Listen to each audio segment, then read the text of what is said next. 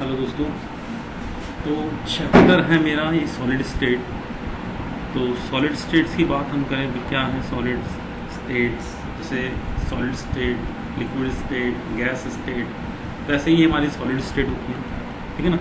Solids में होता क्या है, क्यों कहा जाता है सॉलिड स्टेट? क्योंकि इसके अंदर जो पार्टिकल्स होते हैं इसके बहुत क्लोजली पैक्ड होते हैं सॉलिड्स के। Closely pack in the sense क्यों? देखो क्लोजली पैक कैसे, जैसे कि ये कोई मेरा एक बॉक्स है, इसमें जो पार्टिकल्स हैं इसके इस तरीके से क्लोजली पैक्ड है, मतलब आपस में बिल्कुल जुड़े हुए हैं, कोई स्पेस नहीं है, तो इसको हम क्या कहेंगे? Closely packed. तो यही जो है सॉलिड्स की मेन जो प्रॉपर्टीज़ हैं कि इसके जो पार्टिकल जो हैं मेरे क्लोजली पैक्ड होते हैं, ठीक है ना। तो इसलिए, और इसमें जब क्लोजली इसके पैक्ड होते हैं तो फ्लूइडिटी भी इसकी बिल्कुल लेस होती है, ठीक है ना। फ्लूइडिटी भी इसकी लेस होती है। तो यही इसकी कुछ प्रॉपर्टीज़ होती हैं सॉलिड्स की, जिसकी बात करेंगे अभी हम आगे। तो इसी चैप्टर में हमें इसी सॉलिड्स की स्टेट्स के बारे में पढ़ना है, ठीक है ना।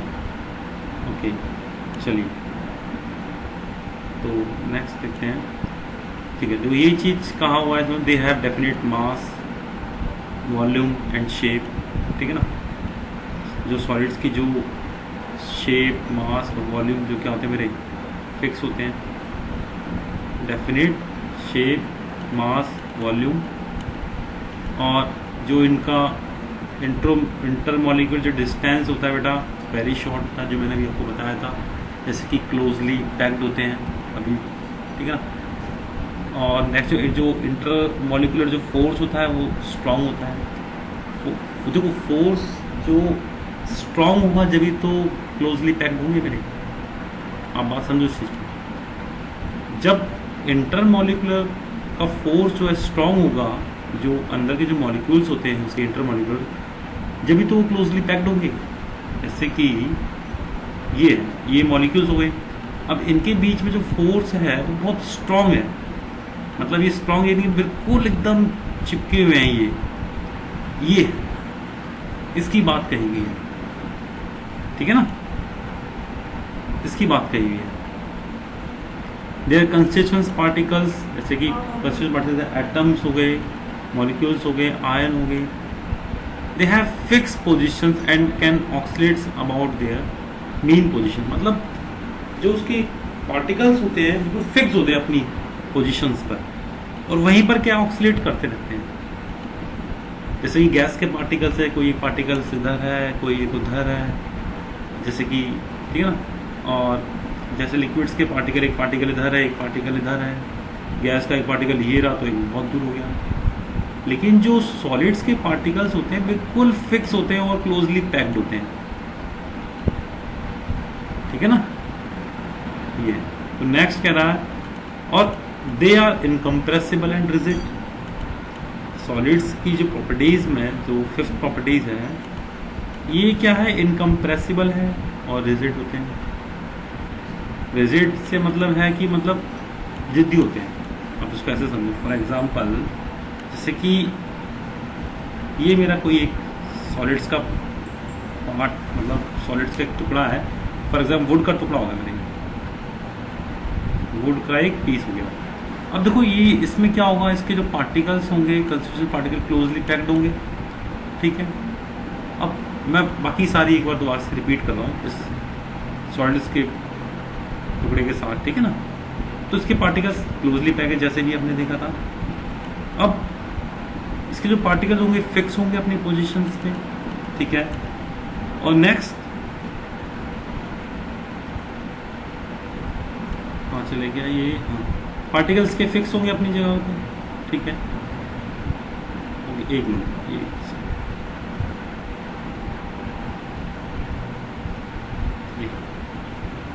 पार्टिकल्स फिक्स होंगे, फिक्स, और इनके जो इंटरमॉलिक्यूलर जो डिस्टेंस है बहुत शॉर्ट होगा। अब देखो लास्ट जो पॉइंट है, दे आर इनकम्प्रेसिबल। देखो अब लकड़ी के टुकड़े को कभी आप प्रेस कर सकते हो? नहीं कर सकते हो। They are incompressible and rigid, rigid मतलब नहीं होगा प्रेस, जिद्दी है वो, इसकी प्रॉपर्टीज़ ही है क्योंकि इसके जो पार्टिकल्स होते हैं बहुत क्लोजली पैक्ड होते हैं। बात है इसमें, ठीक है। तो देखो आगे चलते हैं, आगे क्या कह रहा है, अमोर्फस एंड क्रिस्टलाइन सॉलिड्स, ठीक है। देखो अमोर्फस एंड क्रिस्टलाइन सॉलिड्स,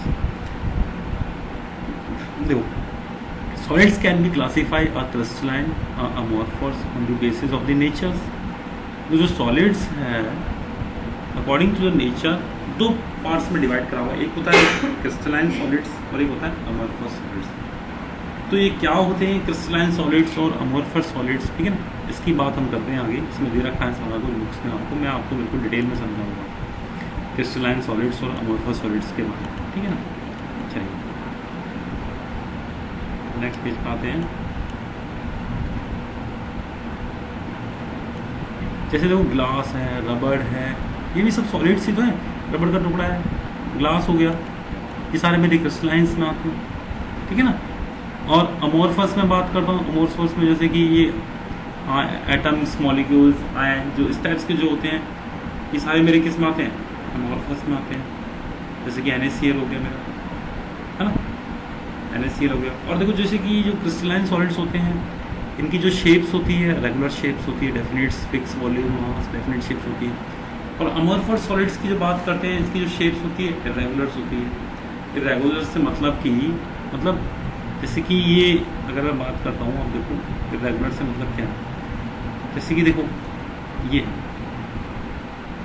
जैसे कि ये है एक रेंज में, देखो एक मतलब रेगुलर शेप है, ये ऐसे है, ये इसके नीचे है, फिर ये भी इसके नीचे है, ये एक रेगुलर शेप हो गई मेरी ये।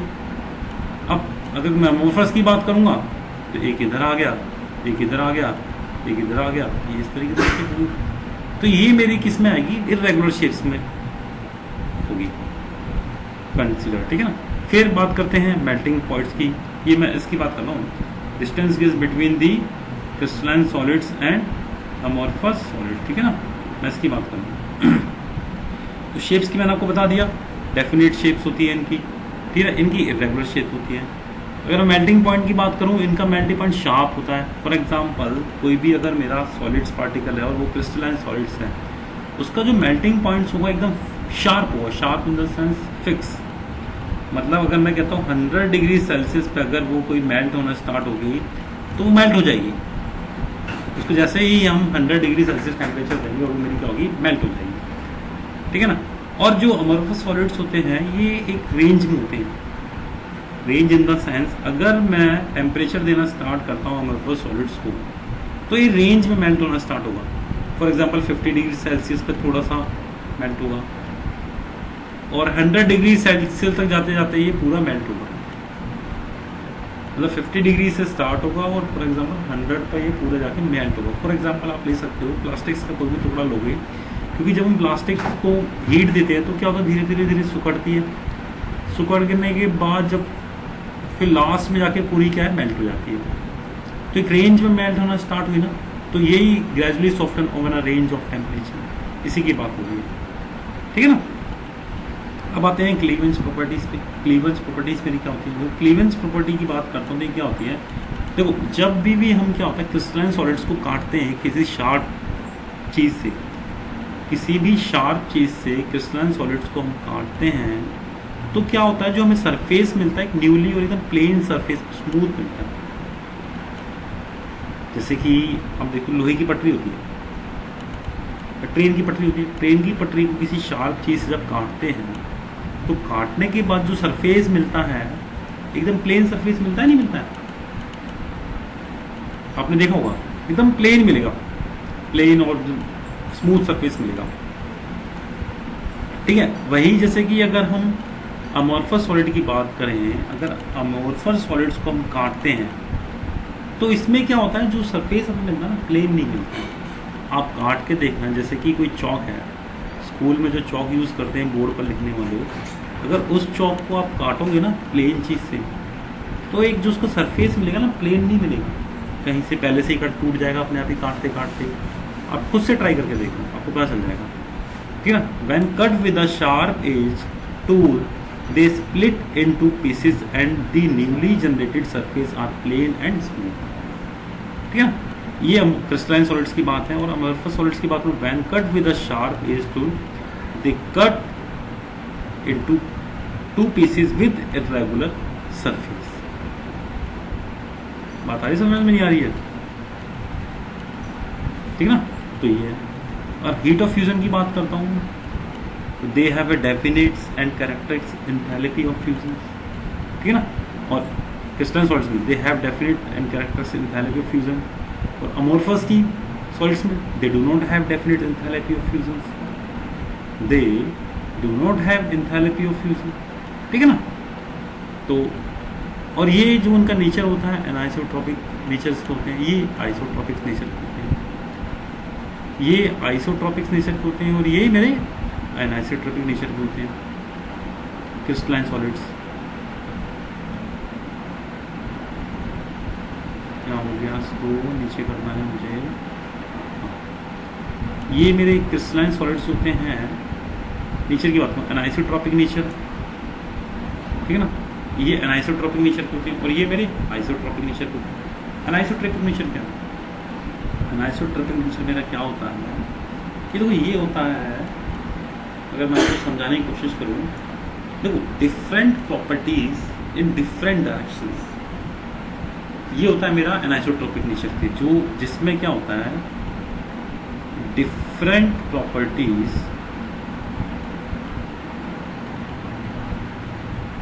इन डिफरेंट डायरेक्शन। स्पेलिंग एक बार देख लीजिए ना। जो एनाइसोट्रॉपिक्स होते हैं मेरे different properties in different directions, ठीक है, मैं बताऊंगा नहीं क्या होता है। और आइसोट्रॉपिक्स में क्या होता है, इसका मतलब क्या होता है, same property in different direction. देखो same property in different direction, जैसे कि अगर मैं बात करता हूँ फॉर एग्जांपल चौक के लिए, चौक है, देखो ये मेरा कोई एक चौक है। अब देखो आप किसी भी डायरेक्शन से यूज कर लो, चाहे इधर से यूज कर लो, चाहे इधर से यूज कर लो, चाहे चौक इधर से यूज कर लो, प्रॉपर्टी तो सेम रहेगी ना। सेम प्रॉपर्टी इधर से काम तो वही करेगा, वो बोर्ड पर वही लिखेगा, चाहे इधर से लिखो चाहे इधर से रहेगी तो उसकी चौक की प्रॉपर्टीज ना।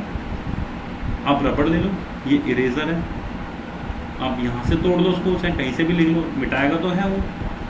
आप ये जो मिटाना होगा वो उसको मिटाएगा।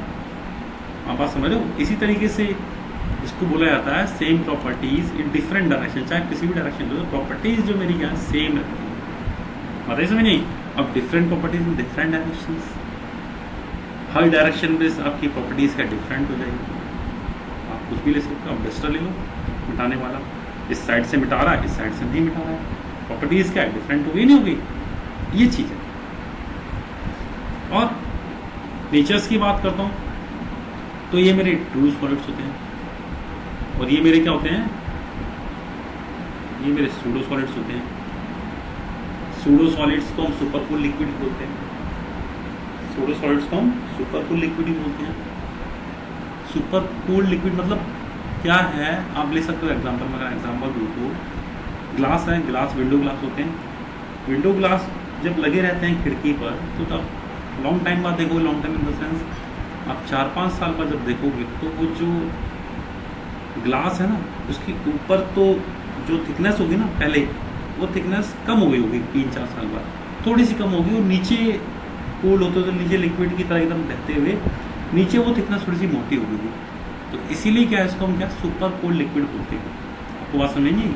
जैसे कि ये मेरे ग्लास का टुकड़ा है, तो ये जो इसकी थिकनेस होगी ना ऊपर से, ये नीचे आ गई होगी थोड़ी सी, ऊपर जितना थिकनेस होगी वो नीचे अब ज़्यादा हो जाएगी 3-4 साल बाद। ऐसे सॉलिड्स को क्या बोलते हैं, सुपर कूल लिक्विड होते हैं। ये एक बेस्ट एग्जांपल है ग्लास का।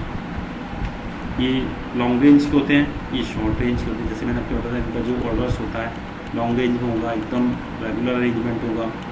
इनका क्या होगा, शॉर्ट रेंज में होगा, थोड़ा सा चलेगा फिर इनका ऑर्डर बिगड़ जाएगा। बिगड़ गया ना, बिगड़ गया, ये कम्प्लीटली ऐसे चलेगा ये ऑर्डर, इनका ऑर्डर चेंज हो जाएगा, ठीक है ना। तो ये क्रिस्टलाइन और अमोर्फस सॉलिड्स की बेस्ट एग्जांपल है, मैंने आपको दी है। आप नोट्स बनाते जाइएगा साथ साथ जो मैं बता रहा हूँ, ठीक है ना। तो ऐसे आप अगर नोट्स बना कर रखोगे तो आपको समझ में आ जाएगा, ठीक है। तो आगे चलते हैं इसके अंदर। आगे क्या है, जैसे कि classification of the crystalline solids.